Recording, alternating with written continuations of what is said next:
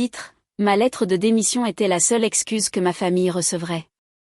Mon père m'a mise à pied jusqu'à ce que je présente mes excuses à ma sœur. J'ai simplement répondu, très bien. Le lendemain matin, elle arborait un sourire narquois, jusqu'à ce qu'elle voie mon bureau vide et ma lettre de démission. L'avocat de l'entreprise est arrivé en courant, le visage blême. Dis-moi que tu ne l'as pas envoyé. Le sourire de mon père s'est éteint sur le champ. La salle de conférence est tombée dans un silence de plomb après que mon père a rendu son verdict. Autour de la table en acajou siégeaient les membres du conseil d'administration de l'entreprise, ma sœur Nathalie, l'air suffisant à côté de mon père, et moi, debout au bout de la pièce où je venais de présenter mon rapport trimestriel. Mise à pied, ai-je répété, m'assurant d'avoir bien entendu.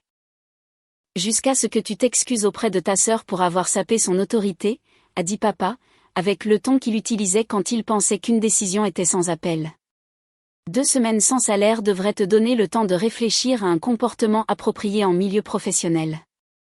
Nathalie a rajusté le blazer de créateur qu'elle avait acheté avec sa note de frais et a essayé de prendre un air blessé. La tentative aurait pu fonctionner si je n'avais pas passé 30 ans à apprendre à déchiffrer ses expressions. Derrière cette douleur feinte, le triomphe brillait dans ses yeux. L'incident qui a déclenché ce cirque s'était produit 3 jours plus tôt. Nathalie, en tant que directrice des relations clients, avait promis à un client majeur que nous pouvions livrer une solution logicielle personnalisée en 4 semaines. Le délai réel était de 12 semaines minimum, ce qu'elle aurait su si elle avait pris la peine de me consulter, moi ou n'importe qui du département de développement que je dirigeais depuis 6 ans.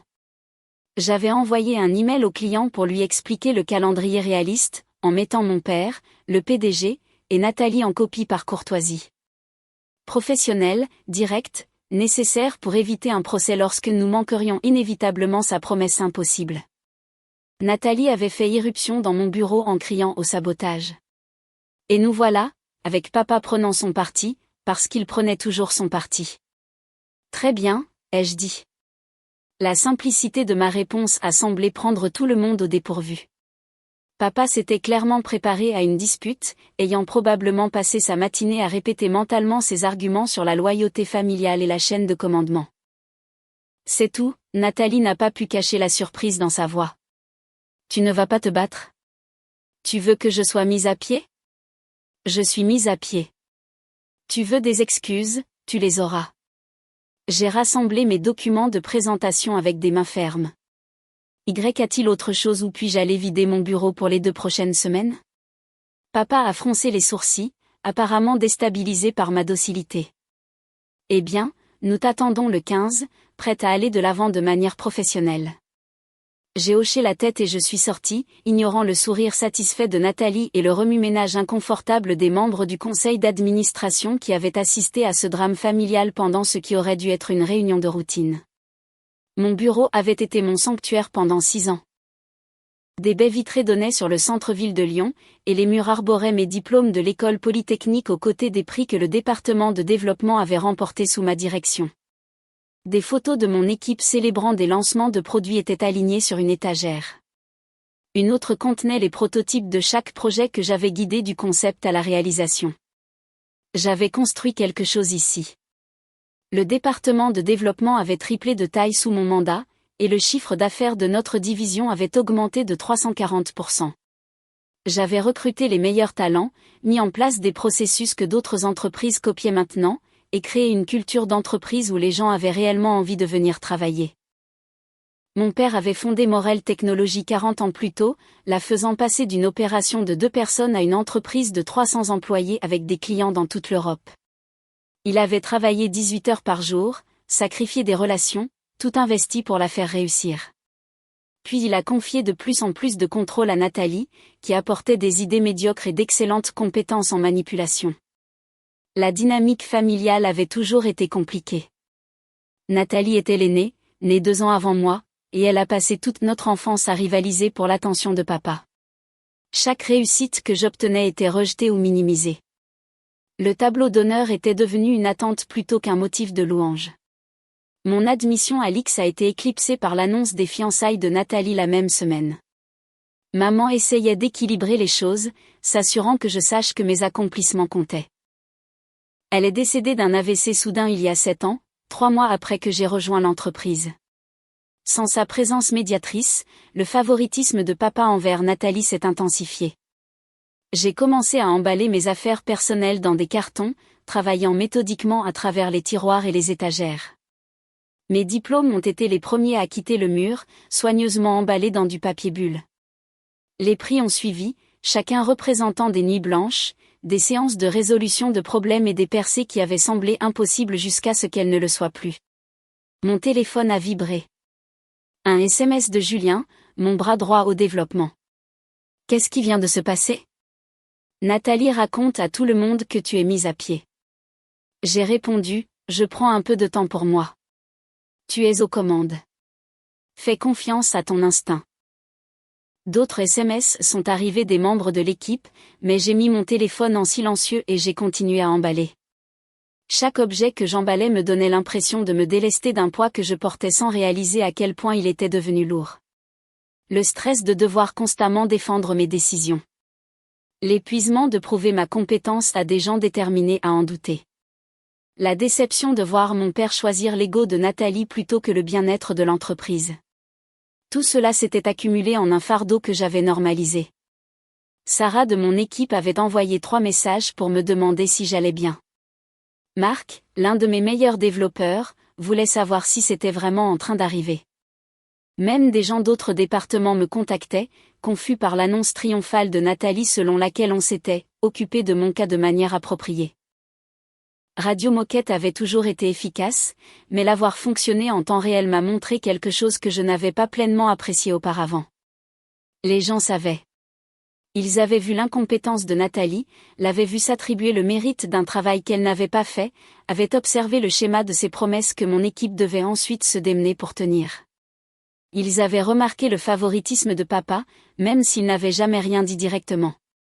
Mon téléphone a sonné. Un appel de ma tante Patricia, la sœur de maman. C'était le seul membre de la famille, à part maman, qui avait toujours vu clair dans cette dynamique. Après la mort de maman, Patricia avait essayé de maintenir une relation avec Nathalie et moi, mais l'équilibre était devenu de plus en plus difficile. J'ai répondu à celui-ci. Salut, tante Pat. Ton père vient de m'appeler pour me demander de te raisonner, a-t-elle dit sans préambule. Il semble penser que tu fais une sorte de dépression nerveuse. Je lui ai dit que te mettre à pied pour avoir fait ton travail était probablement la décision la plus stupide qu'il ait prise en 40 ans de carrière. Malgré tout, j'ai souri. Comment l'a-t-il pris? Aussi bien que tu peux l'imaginer. Il m'a raccroché au nez. Elle a fait une pause. Est-ce que tu vas bien, ma chérie? Honnêtement, je crois que je vais mieux que je ne l'ai été depuis des années. C'est bizarre? Pas le moins du monde. Je t'ai vu essayer de gagner son approbation toute ton enfance. Je l'ai vu ignorer chacune de tes réussites et excuser chacun des échecs de Nathalie. Ta mère et moi en parlions constamment. À quel point elle s'inquiétait pour vous deux, pour toi qui n'étais jamais assez bien. Pour Nathalie qui n'avait jamais besoin de l'être. Cette validation m'a frappé plus fort que je ne l'aurais cru. Maman ne m'en a jamais parlé. Elle ne voulait pas que tu te sentes obligé de choisir entre reconnaître le problème et protéger ta relation avec ton père. Elle continuait d'espérer qu'il finirait par s'en rendre compte tout seul. La voix de Patricia s'est adoucie. Elle serait fière de toi de t'en aller.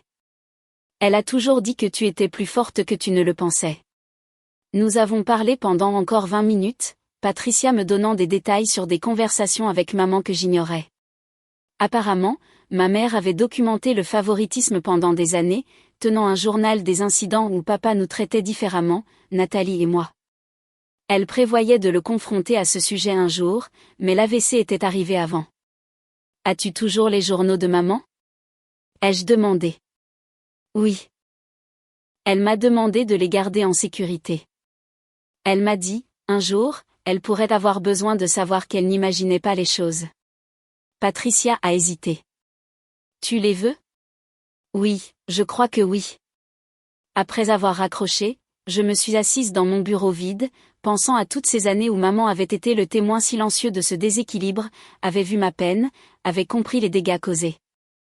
Elle essayait de compenser en étant ma championne, célébrant mes victoires quand papa ne le faisait pas, écoutant mes frustrations quand je ne pouvais les exprimer nulle part ailleurs. La perdre avait supprimé le seul tampon entre moi et la pleine force du favoritisme de papa. Les 7 dernières années sans elle avaient été progressivement plus difficiles. Chaque incident plus douloureux parce qu'il n'y avait plus personne pour valider ma réalité. La photo encadrée de mon équipe à la fête de Noël de l'année dernière est allée dans un carton. La tasse ridicule, meilleur chef du monde, ou presque, qu'il m'avait offerte en blague a été emballée dans du papier de soie. Sous une pile de manuels techniques, j'ai trouvé une carte que l'équipe m'avait donnée après que nous ayons respecté un délai impossible il y a 2 ans.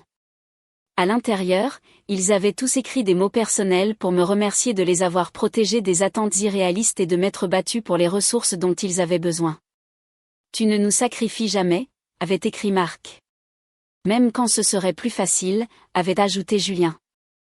La meilleure boss que j'ai jamais eue. Tu écoutes vraiment. En relisant ces messages maintenant, avec le bureau dépouillé et ma carrière ici qui se terminait, j'ai réalisé que j'avais construit quelque chose de plus précieux que ce que papa comprenait probablement. Une loyauté gagnée par le respect plutôt qu'exigée par la hiérarchie. Une équipe qui me faisait confiance parce que j'avais toujours privilégié leur bien-être avant ma propre convenance. Des relations professionnelles basées sur la compétence et le soutien mutuel plutôt que sur le favoritisme et la politique. Nathalie avait le titre, le bureau d'angle qu'elle convoitait et le soutien indéfectible de papa. Ce qu'elle n'avait jamais réussi à construire, c'était la crédibilité auprès des gens qui faisaient réellement le travail. En fin d'après-midi, mon bureau semblait nu. 6 ans de ma vie professionnelle tenaient dans 4 cartons et un chariot.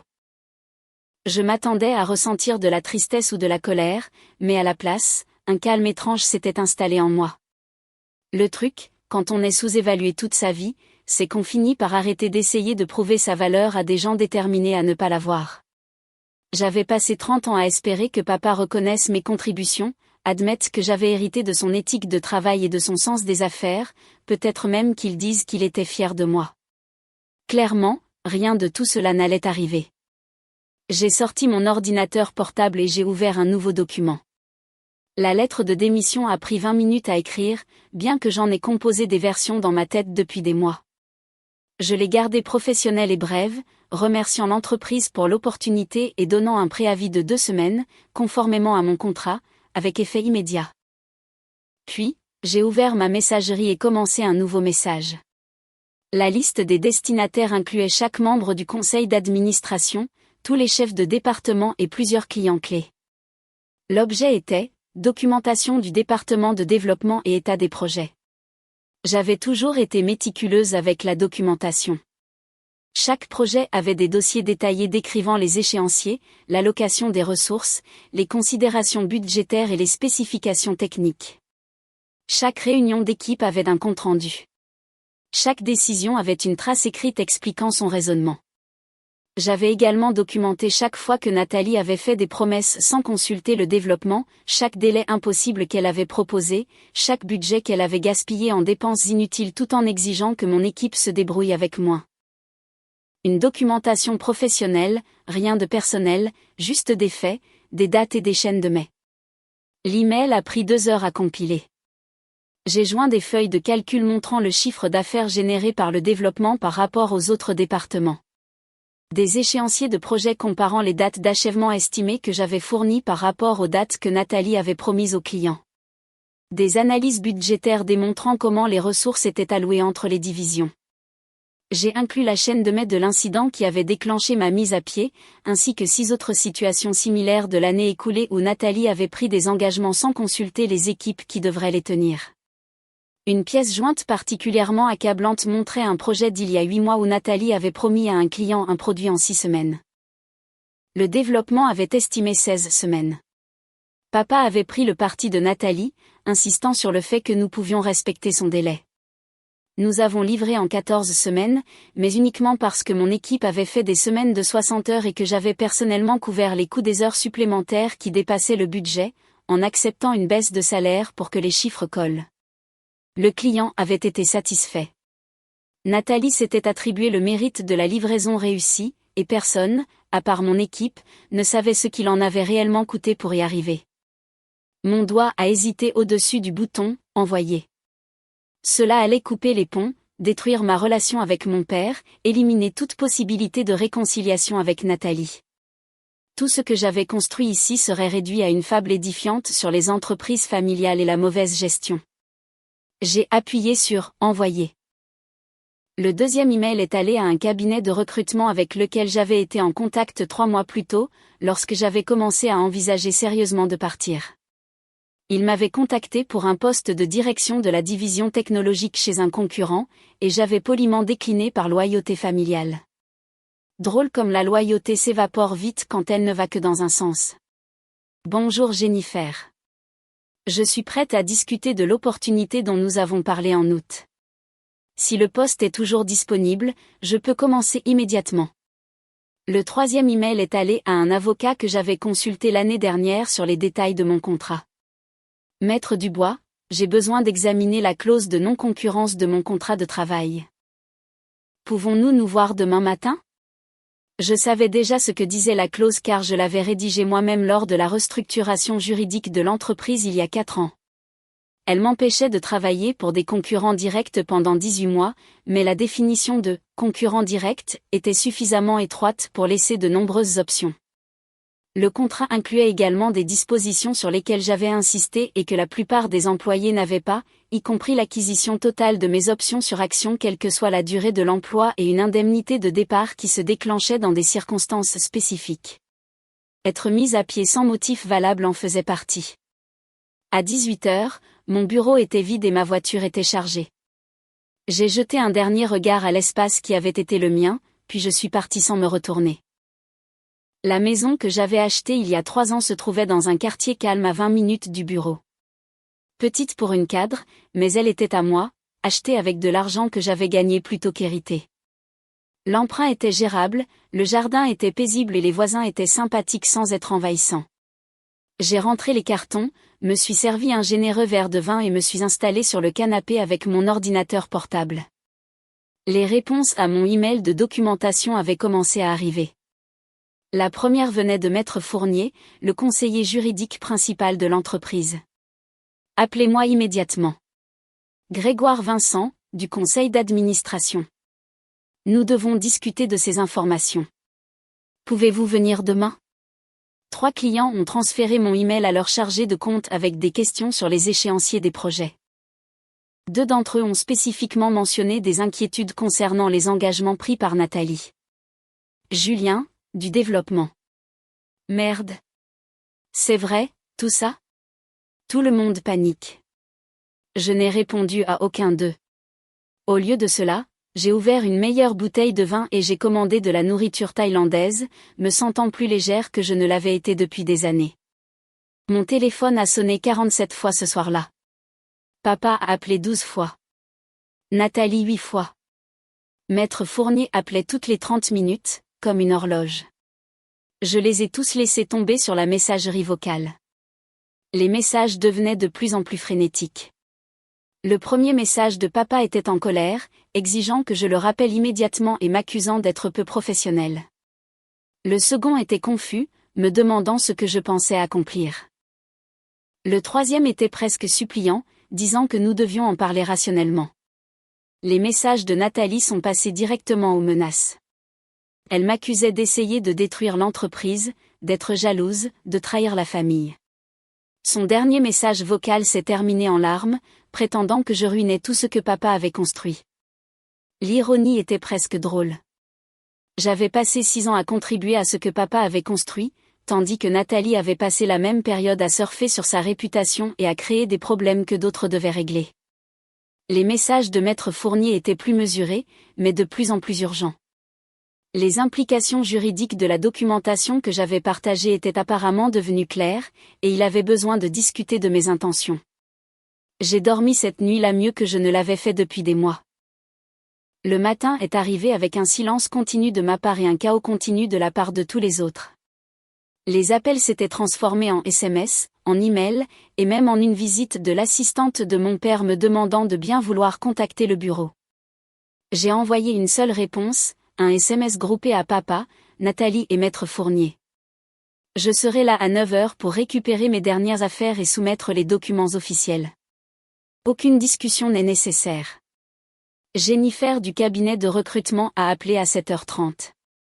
Le poste est toujours ouvert, et après avoir vu votre portfolio, ils veulent accélérer le processus d'entretien.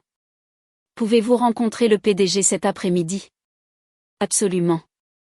Le deuxième appel venait de Maître Dubois, mon avocat. Votre clause de non-concurrence est plus restrictive que dans mon souvenir. Vous avez des options.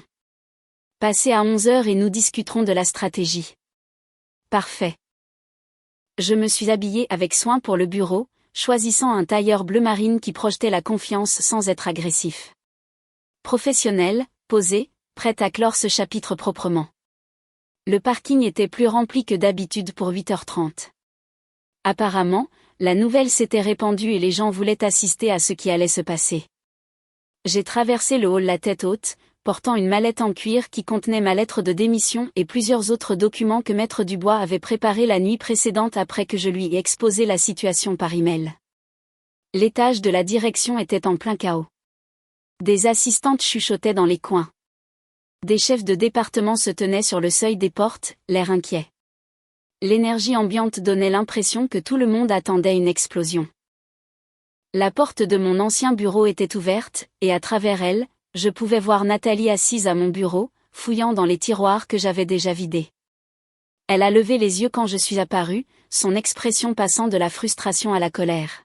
« Tu n'avais aucun droit d'envoyer cet email, a-t-elle dit, se levant si vite que mon ancienne chaise a roulé en arrière. Tu m'as fait passer pour une incompétente devant tout le monde. » Les documents parlent d'eux-mêmes, ai-je répondu calmement, sans entrer dans le bureau. J'ai simplement fourni des informations sur les échéanciers des projets et l'allocation des ressources. Si cela te fait paraître incompétente, le problème ne vient peut-être pas de mon email. Son visage est devenu rouge vif. Papa va te virer pour ça. Tu as détruit toute chance de revenir. Je ne reviens pas, j'ai brandi la mallette. Je suis ici pour officialiser les choses. Des pas ont résonné dans le couloir. Papa est apparu, Maître Fournier juste derrière lui. Mon père semblait avoir vieilli de 5 ans en une nuit, son visage était tiré et son costume froissé d'une manière que je n'avais jamais vue auparavant. Dans mon bureau. Maintenant. Il s'est retourné sans attendre de réponse. En fait, la salle de conférence serait plus appropriée, a dit Maître Fournier à voix basse. Cela dépasse désormais les affaires familiales. La même salle de conférence où j'avais été mise à pied la veille dégageait maintenant une énergie totalement différente. Les membres du conseil d'administration n'étaient pas présents, mais Maître Fournier avait amené un assistant juridique qui a installé un ordinateur portable pour enregistrer la procédure. Avant de commencer, a dit Maître Fournier avec précaution, je dois préciser que cette réunion est enregistrée conformément à la politique de l'entreprise concernant les questions d'emploi. Papa a semblé vouloir protester, mais l'expression de Maître Fournier l'a arrêté. Mon père dirigeait peut-être l'entreprise, mais les dirigeants intelligents écoutent leurs avocats lors de situations potentiellement litigieuses. Je démissionne avec effet immédiat, ai-je dit, faisant glisser la lettre sur la table vers mon père. Conformément à la section 7 de mon contrat de travail, une mise à pied sans motif documenté déclenche la clause d'indemnité de départ. J'exerce également mes options sur action conformément à la section 12, qui permet leur acquisition immédiate lors d'un départ volontaire suite à une mesure disciplinaire jugée inappropriée par un conseil extérieur. Maître Fournier a grimacé. Il avait clairement déjà lu mon contrat et savait exactement quelles dispositions je citais. Tu as rédigé ces dispositions toi-même lors de la restructuration, a dit papa lentement, la prise de conscience se dessinant sur son visage. Oui. À l'époque, tu m'as traité de paranoïaque pour les avoir incluses.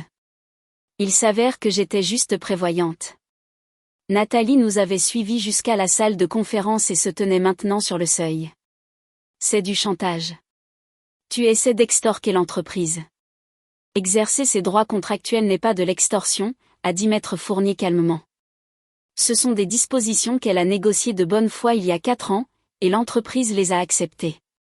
Combien ?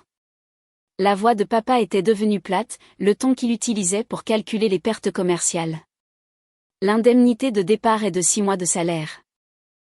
Les options sur actions sont actuellement évaluées à environ 430 000 € sur la base de l'évaluation d'hier. J'ai gardé ma voix égale, professionnelle. J'aurai également besoin de mon dossier personnel complet, de la documentation de tous les projets que j'ai dirigés, et de références des 3 membres du conseil d'administration qui siégeaient au comité de surveillance du développement. Et si nous refusons ? Les mains de Nathalie étaient serrées en poing.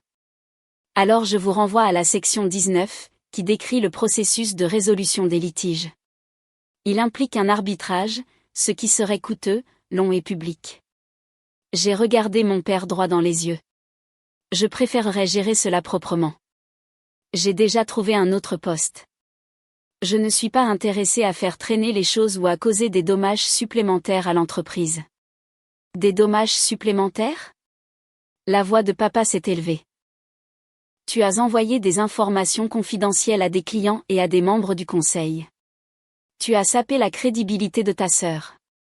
Tu as violé une douzaine de politiques concernant la divulgation d'informations. En fait, l'interrompit maître Fournier avec précaution, les informations qu'elle a partagées étaient de la documentation de projets et des communications internes. Rien de confidentiel, rien de propriétaire, rien qui ne viole son contrat ou la politique de l'entreprise. J'ai examiné tout ce qu'elle a envoyé. Ce ne sont que des rapports factuels sur l'état des projets et les décisions commerciales. L'assistant juridique tapait silencieusement, documentant chaque mot de cette conversation. Pourquoi ? A finalement demandé papa, et pour la première fois, il semblait fatigué plutôt qu'en colère. Pourquoi ferais-tu tout exploser comme ça ? Tu m'as mise à pied pour avoir fait mon travail. Tu as pris le parti de Nathalie quand elle a fait des promesses qu'elle ne pouvait pas tenir, et tu m'as reproché d'être honnête sur les délais réalistes. J'ai gardé ma voix stable, refusant de laisser l'émotion s'infiltrer. Hier n'était pas la première fois, papa. C'était juste la dernière fois. Alors, tu as saboté l'entreprise. J'ai documenté la réalité. Si la réalité est dommageable, le problème ne vient peut-être pas de ma documentation. Nathalie a émis un son de dégoût. Tu es juste en colère parce que papa m'a donné un poste de direction. Tu as toujours été jalouse que je sois plus âgée, que j'ai pu travailler avec lui en premier, qu'il me fasse plus confiance. Le rire m'a échappé avant que je puisse le retenir. Confiance. Il te fait confiance pour faire des promesses que tu ne peux pas tenir. Il te fait confiance pour t'attribuer le mérite du travail des autres. Il te fait confiance pour privilégier ton ego au succès de l'entreprise. Ça suffit, a dit papa sèchement. Tu as raison. Ça suffit. Je me suis levée, rassemblant ma mallette. Maître Fournier, j'attends les documents pour l'indemnité et les options sur action d'ici la fin de la journée. Vous avez les coordonnées de mon avocat. Attends. La main de papa s'est levée, un geste qui avait toujours signifié « Arrête, écoute, obéis ». On peut arranger ça. Prends quelques semaines pour te calmer et nous discuterons de la suite. Il n'y a pas de suite. Pas ici. Je me suis dirigée vers la porte, puis je me suis arrêtée. Tu as construit quelque chose d'incroyable, papa. Morel Technologies était tout ce dont tu rêvais. Tu devrais probablement trouver comment le préserver au lieu de le laisser s'effondrer parce que tu ne peux pas admettre que ta fille préférée n'est pas qualifiée pour le rôle que tu lui as donné. Le visage de Nathalie est devenu blême. Comment oses-tu ? Le projet Hamilton est lancé dans 6 semaines, ai-je dit, me retournant pour leur faire face. C'est le plus gros contrat que l'entreprise ait jamais décroché. Le développement y travaille depuis 8 mois. Julien dirige l'équipe, et il est brillant, mais il a besoin du soutien d'une direction qui comprend les réalités techniques. J'ai regardé mon père directement. Nathalie a promis au client qu'il pourrait avoir des fonctionnalités supplémentaires qui n'étaient pas dans le périmètre initial. Ces fonctionnalités nécessiteraient 4 mois de développement supplémentaire et le double du budget actuel. Le client pense qu'il les aura dans 6 semaines parce que c'est ce qu'elle leur a dit. Le visage de Maître Fournier est devenu encore plus pâle que celui de Nathalie. La documentation est entièrement sur le lecteur partagé sous projet Hamilton, spécification du périmètre, analyse des délais, besoins en ressources, et la chaîne de mai où Nathalie a fait des promesses sans consulter le développement. J'ai ajusté ma mallette. Vous pouvez virer Julien pour vous avoir dit la même vérité que moi, ou vous pouvez régler la situation avant qu'elle ne se transforme en procès. C'est votre choix. Je suis sortie alors qu'ils étaient encore en train de digérer cette information. Le trajet en ascenseur m'a semblé surréaliste.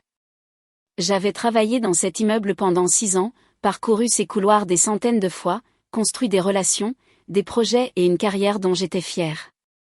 Tout cela se terminait parce que j'avais dit la vérité et refusé de m'en excuser. Mon bureau avait déjà été vidé, mais je me suis arrêtée au développement en sortant. L'équipe était regroupée autour du bureau de Julien, ayant clairement assisté à suffisamment de drames pour comprendre ce qui se passait. Tu pars vraiment? Sarah, l'une de mes développeuses seniors, avait l'air anéantie.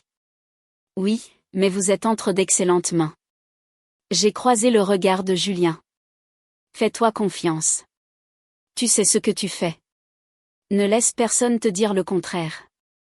Le projet Hamilton, a-t-il commencé? Est documenté de manière approfondie. Reste ferme sur le calendrier. Ne les laisse pas te pousser à faire des promesses que tu ne peux pas tenir. Je me suis adressée à toute l'équipe. Vous êtes les meilleurs développeurs avec qui j'ai jamais travaillé. Vous avez construit quelque chose d'incroyable ici. Ne laissez personne diminuer cela ou s'attribuer le mérite de votre travail. Il y a eu des larmes, des étreintes et des promesses de rester en contact. Je pensais chaque assurance que je leur donnais, mais je savais aussi que franchir cette porte signifiait couper la plupart de ces liens. Les gens se sentiraient pris entre la loyauté envers moi et la loyauté envers l'entreprise. La plupart choisiraient l'entreprise, car c'est de là que venait leur salaire. Le hall d'entrée ressemblait à une épreuve. Des employés avec qui j'avais travaillé pendant des années m'ont regardé partir, certains avec sympathie, d'autres avec curiosité, quelques-uns avec une satisfaction à peine dissimulée d'assister à un drame de la direction. J'ai atteint ma voiture avant que les tremblements ne commencent. L'adrénaline m'avait porté pendant la confrontation, mais maintenant, la réalité de ce que j'avais fait s'abattait sur moi. J'avais quitté mon travail, coupé les ponts avec ma famille, détruit ma relation avec mon père et garanti que je ne reparlerai plus jamais à ma sœur. Mon smartphone a vibré. Un SMS de Jennifer du cabinet de recrutement. Le PDG veut vous rencontrer à 14 heures. Envoyez-moi votre portfolio. Je lui ai envoyé le dossier de documentation, le même que j'avais partagé la veille, moins les chaînes de mail internes, résumé de projet, réalisation en développement, croissance du chiffre d'affaires, exemple de leadership d'équipe. Ma carrière réduite à un PDF prêt à être évalué par des étrangers qui décideraient si je valais leur temps. Maître Dubois, l'avocat, a appelé alors que je sortais du parking. Maître Fournier vient de me contacter. Ils veulent négocier. Il n'y a rien à négocier. Le contrat est clair. Ils sont inquiets pour le projet Hamilton. Apparemment, votre évaluation de la dérive du périmètre était exacte, et ils font face à un procès potentiel s'ils ne peuvent pas livrer ce qui a été promis. Ce n'est plus mon problème. Ils veulent que vous interveniez en tant que consultante jusqu'à la fin du projet. Tarif premium, horaire flexible, pas de rapport direct aux membres de la famille. J'ai failli rire. Donc, ils veulent que je répare le gâchis de Nathalie pendant qu'elle s'en attribuera le mérite. Ils veulent que vous évitiez un procès à 7 chiffres. L'offre est convaincante. La réponse est non. Maître Dubois est resté silencieux un instant. Vous êtes sûr? Cela pourrait être un pont pour revenir si vous changez d'avis plus tard. Je ne veux pas de pont pour revenir. Je veux partir. Alors je m'occuperai de la négociation de l'indemnité.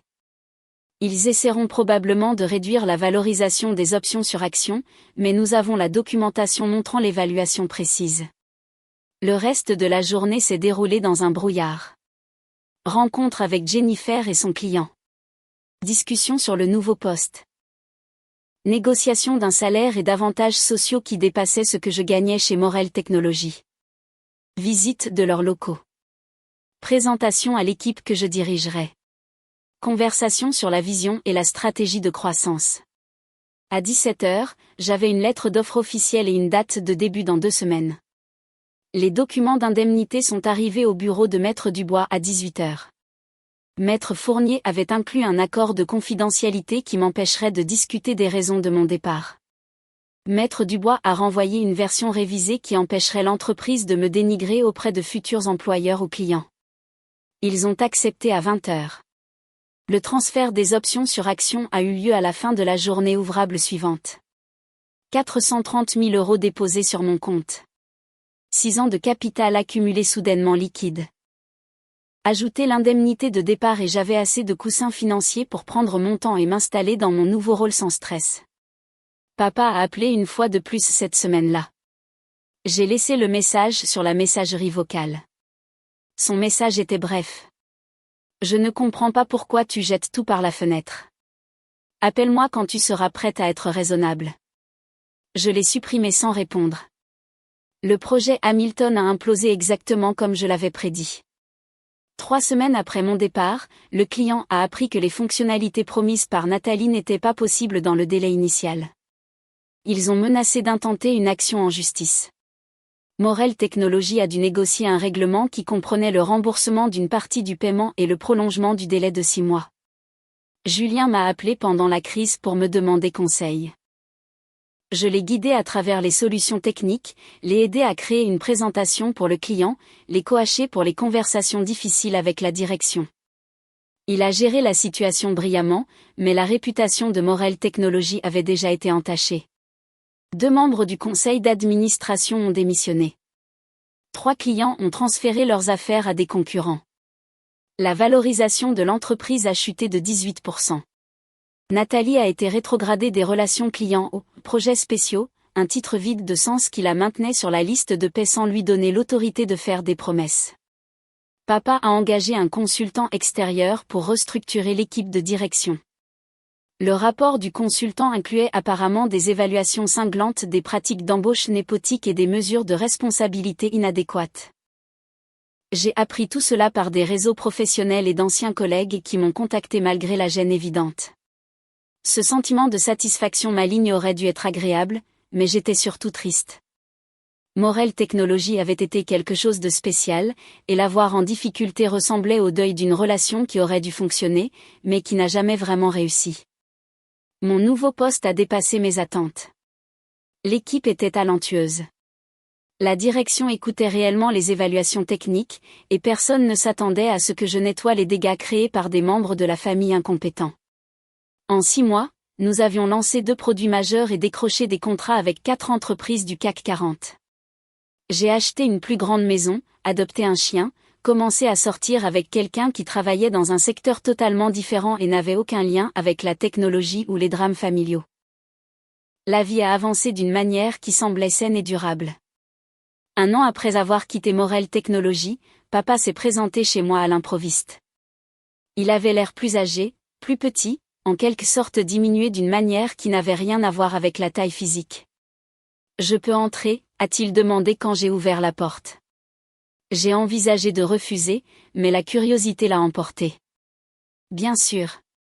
Nous nous sommes assis dans mon salon, le silence s'étirant maladroitement entre nous. Mon chien, un bâtard de refuge nommé Cooper, a examiné papa avec un intérêt méfiant avant de s'installer à mes pieds. L'entreprise est en difficulté, a finalement dit papa. Nous avons perdu 2 autres clients importants le mois dernier. Le chiffre d'affaires a baissé de 30% depuis ton départ. Je suis désolé de l'entendre. Vraiment? Il m'a regardé directement pour la première fois. Tu as détruit tout ce que j'ai construit. Non, papa. J'ai documenté ce qui se passait déjà. Tu l'as détruit en refusant de voir la réalité. Nathalie a fait des erreurs. Tout le monde fait des erreurs. Elle a fait des erreurs à plusieurs reprises, et tu l'as encouragée à chaque fois. Tu as choisi de protéger son ego plutôt que de protéger ton entreprise. Il est resté silencieux un long moment. C'est ma fille. Moi aussi. Les mots flottaient dans l'air entre nous, porteurs d'un poids que ni l'un ni l'autre n'avions reconnu auparavant. Je sais. Sa voix s'est légèrement brisée. Ta mère me disait que j'étais trop dur avec toi, trop indulgent avec Nathalie. Je pensais qu'elle imaginait des choses, qu'elle voyait un favoritisme qui n'existait pas, il existait. Je le sais maintenant. Il s'est frotté le visage avec lassitude. Le rapport du consultant a été éclairant. Apparemment, j'ai fait preuve d'un biais systématique favorisant la fille aînée tout en soumettant la cadette à des normes irréalistes. Ces mots exacts. Ça semble juste. Je suis venue ici pour te demander si tu envisagerais de revenir. Pas à ton ancien poste. En tant que directrice des opérations, avec une autorité totale sur les opérations, un siège au conseil d'administration, et une participation au capital qui ferait de toi une actionnaire majoritaire. L'offre flottait entre nous, tentante d'une manière que je n'avais pas prévue. L'entreprise que mon père avait construite, l'héritage qu'il avait créé, l'opportunité de réparer ce qui avait mal tourné. Non. Le visage de papa s'est décomposé. Juste comme ça. Tu ne veux même pas y réfléchir. Je n'ai pas besoin d'y réfléchir. J'ai un poste que j'adore. Je travaille avec des gens qui respectent mon expertise, je construis quelque chose de nouveau. Pourquoi retournerais-je à devoir constamment prouver ma valeur à des gens qui ont déjà décidé que je n'en avais pas? Parce que c'est la famille. La famille devrait être l'endroit où tu n'as rien à prouver, papa. La famille devrait être les gens qui voient ta valeur même quand tu fais des erreurs. Tu as donné cette acceptation inconditionnelle à Nathalie, mais tu ne me l'as jamais donnée. Il était silencieux, fixant ses mains. Je t'ai laissé tomber. Oui, tu m'as laissé tomber. Y a-t-il un moyen de réparer ça? J'y ai réfléchi honnêtement, cherchant une réponse qui me semblait vraie. Je ne sais pas. Peut-être un jour, mais pas en m'offrant un travail pour sauver ton entreprise. Si tu veux une relation avec moi, elle ne peut pas être transactionnelle. À quoi ressemblerait-elle si elle n'était pas transactionnelle? Elle ressemblerait à toi reconnaissant ce qui s'est passé sans essayer de le justifier. Elle ressemblerait à toi respectant mes décisions même quand elles te déçoivent. Elle ressemblerait à construire quelque chose de nouveau au lieu d'essayer de ressusciter quelque chose qui est déjà mort. Papa a hoché la tête lentement. Ça a l'air difficile. La plupart des choses qui en valent la peine le sont. Il s'est levé pour partir, s'arrêtant à la porte. Pour ce que ça vaut, je suis fier de ce que tu as accompli dans ton nouveau poste. J'ai entendu de bonnes choses sur le travail que tu fais. Merci. Les mots semblaient inadéquats mais sincères. Je peux t'appeler un de ces jours? Pas pour le travail. Juste pour parler. Peut-être. On verra. Il est parti et j'ai fermé la porte derrière lui, m'appuyant contre elle pendant que Cooper se pressait contre mes jambes en soutien silencieux. La conversation aurait dû ressembler à une conclusion, mais elle ressemblait plutôt à une ouverture. Pas une réconciliation exactement, mais la possibilité de quelque chose de nouveau, construit sur l'honnêteté plutôt que sur l'obligation. Nathalie ne m'a jamais contacté. Par divers canaux, j'ai appris qu'elle avait complètement quitté Morel Technologies et déménagé sur la Côte d'Azur. Apparemment, elle travaillait dans l'immobilier, un domaine où sa capacité à faire des promesses optimistes pourrait être un atout. Morel Technologies a continué à lutter, mais a survécu, se stabilisant finalement en une entreprise plus petite et plus ciblée. Papa a fait appel à une direction professionnelle et s'est retiré des opérations quotidiennes. L'entreprise n'atteindrait jamais les sommets qu'elle avait connus, mais elle perdurerait. Ma carrière s'est épanouie d'une manière que je n'avais pas imaginée. 3 ans après avoir quitté Morel Technologies, j'ai été recruté pour diriger la stratégie d'innovation d'une grande entreprise technologique de portée mondiale. 5 ans plus tard, j'ai lancé mon propre cabinet de conseil spécialisé dans l'aide aux entreprises familiales pour naviguer dans la planification de la succession et les transitions de gestion. L'ironie ne m'a pas échappé, je suis devenue une experte dans les dynamiques exactes qui avaient détruit ma relation avec ma propre entreprise familiale. Papa et moi nous parlions occasionnellement, construisant prudemment quelque chose qui ressemblait à une relation.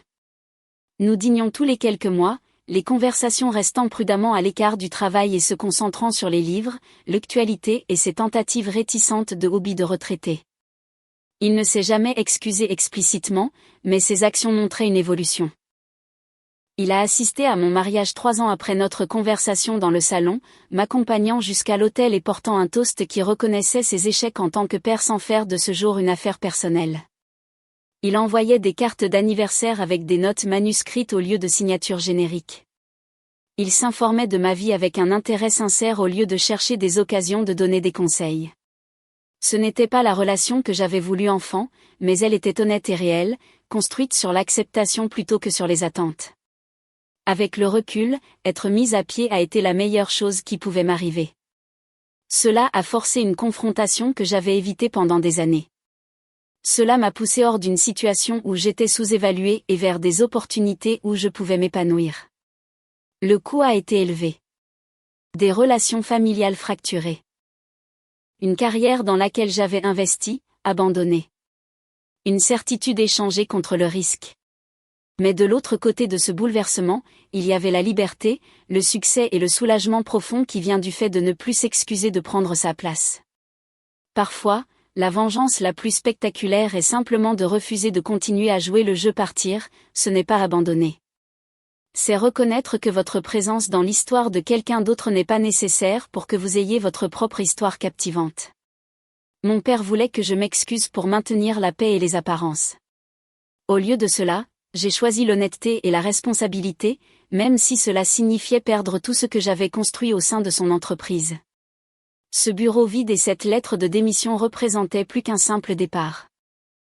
Il symbolisait le fait de me choisir, moi, de valoriser mon expertise, d'exiger le respect au lieu de mendier des miettes d'approbation. Le visage blême de l'avocat et le sourire mourant de papa ne concernaient pas un drame d'entreprise ou une trahison familiale.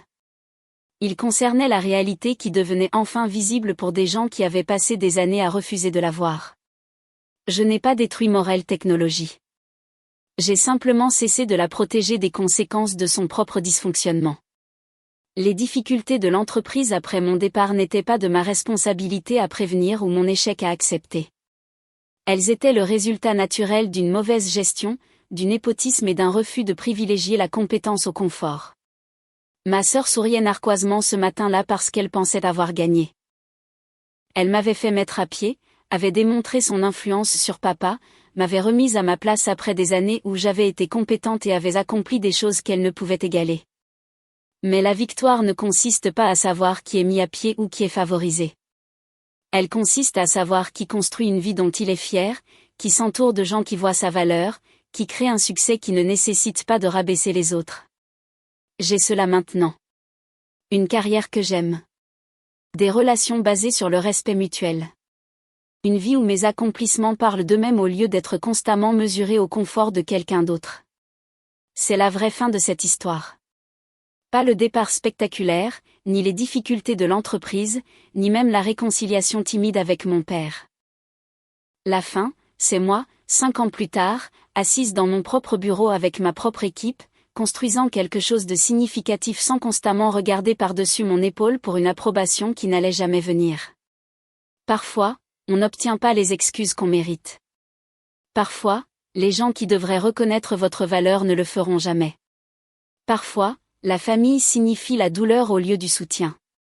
Mais on a toujours le choix de ce qui se passe ensuite. On peut continuer à se battre pour la reconnaissance de personnes déterminées à ne pas la donner, ou on peut rediriger cette énergie vers la construction de quelque chose de nouveau avec des gens qui voient déjà ce dont on est capable. J'ai choisi la deuxième option et je ne l'ai jamais regretté un seul instant.